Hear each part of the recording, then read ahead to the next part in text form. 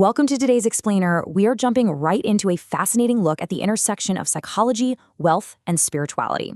We're going to unpack a really compelling framework put forward by Arab thinker Ali Muhammad Al-Shurafa in his article, The Muslim Between Command and Prohibition. It's a text that deeply examines the human condition, specifically how you and I relate to money, and it offers a rather profound antidote to modern materialism and financial anxiety. So let's just dive right in and see how the author structures this totally unique perspective on what true wealth actually looks like.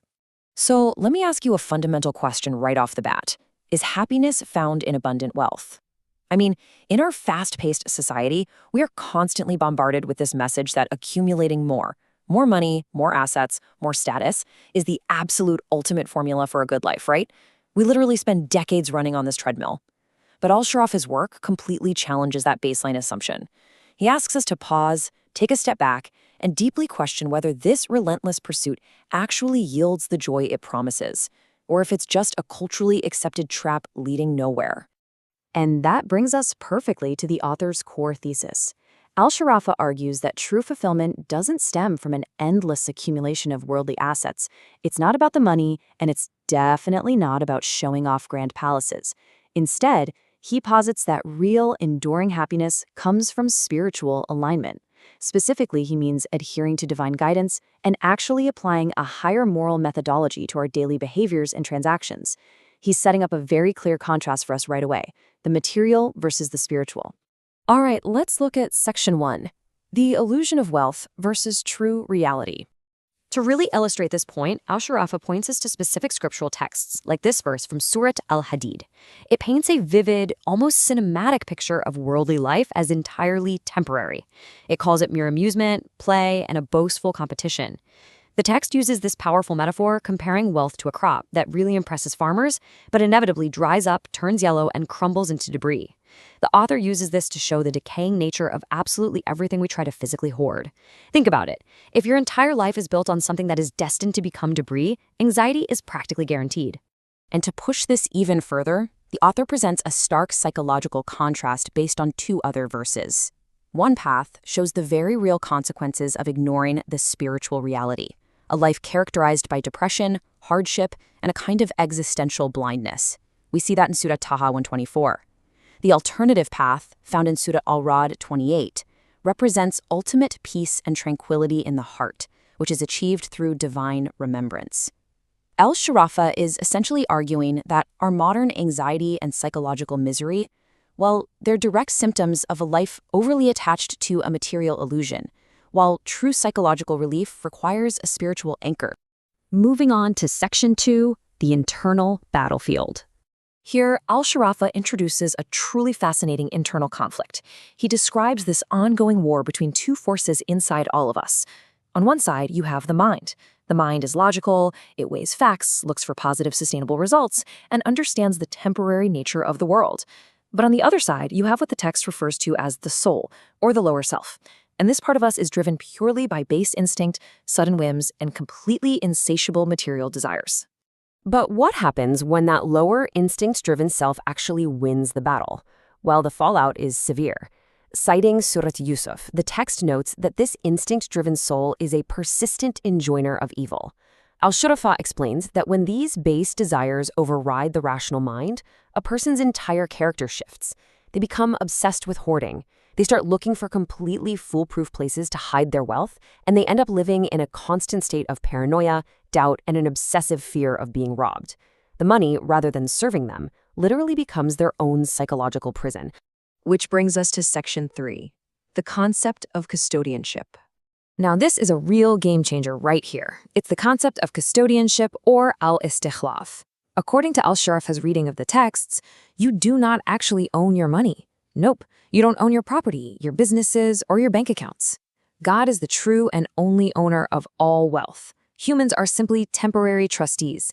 We're essentially just acting as portfolio managers for someone else's funds during our brief lifespan. The wealth was here way before you were born, and it will be transferred to someone else the absolute moment you pass away.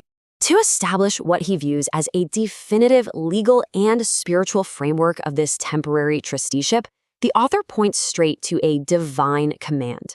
The text specifically instructs believers to spend out of that in which they have been made successors, or trustees, as we see in Surat Al-Hadid. That phrasing is absolutely vital. It completely dismantles the ego of self-made wealth. Because if you recognize that you're just a successor managing an estate for the true owner, well, it becomes entirely logical that the owner has the right to dictate exactly how those funds are distributed. And the author highlights a very specific metric for this distribution. According to Al-Shurafa's framework, 20% of net profits is the ordained amount a trustee must spend to fulfill God's right regarding the wealth. It's a crystal clear, actionable directive. You manage the funds, you generate the profit, but a specific portion must be redirected as instructed by the original owner. In this view, giving that money away isn't seen as a loss to the individual at all. It's simply the execution of a fiduciary duty. Let's dive into Section 4, Fear of Hoarding versus the Reassurance of Giving. So applying this framework creates two vastly different archetypes in life. First, you have the hoarder. Because they believe they absolutely own their wealth, they live in terrifying isolation. They're constantly afraid of poverty, always looking over their shoulder, suffering immense psychological torture just to protect their stash. Conversely, you have the giver, the one who truly embraces custodianship. They live in profound peace, they don't fear poverty because they understand they are just distributing funds for the true owner, and they deeply implicitly trust that owner to maintain their provision. And where does that trust come from? It's based on a promise that the author highlights as essential reassurance in the text. This verse from Surat Saba states that whatever is spent in accordance with divine instructions will absolutely be replaced. It's viewed as a cosmic guarantee within this framework. The true owner will always reimburse and even multiply what the faithful trustee spends. So holding on to money tightly out of fear, well, according to this worldview, it's not just spiritually flawed, it's logically unnecessary. And finally, Section 5, Ultimate Accountability. Al-Shurafa notes that on the Day of Judgment, every single individual is going to face a cosmic audit. Because the wealth was only borrowed for your lifetime, you have to present a meticulous, exact record detailing exactly how you managed the estate. Where did the money come from? How was it spent? Did you follow the owner's directives, or did you let your lower soul hoard it out of paranoia? It is going to be a moment of total transparency where all those worldly illusions just fall right away. The author anchors this huge climax with these incredibly powerful verses. Whoever does an atom's weight of good will see it, and whoever does an atom's weight of evil will see it. This represents absolute, flawless justice. In the final accounting, nothing is overlooked. I mean, not even a fraction of an ounce of effort, generosity, or greed. It really reinforces the heavy weight of the trust that has been placed in the hands of humanity. So, as we wrap up this explainer today, I am passing the mic directly back to you. Based on Al-Shurafa's deeply thought-provoking framework, how will you manage the trust placed in your hands? If you start viewing your bank account not as your permanent possession, but as a temporary portfolio you are managing for a higher power, how does that change your anxiety right now? How does it change what you decide to do tomorrow? It's a profound shift in perspective, one that challenges the very foundation of modern materialism. Thanks so much for joining me on this deep dive, and I highly encourage you to keep questioning the reality of what we truly own. مؤسسة رسالة السلام العالمية، رسالة إنسانية لعالم أكثر سلاماً.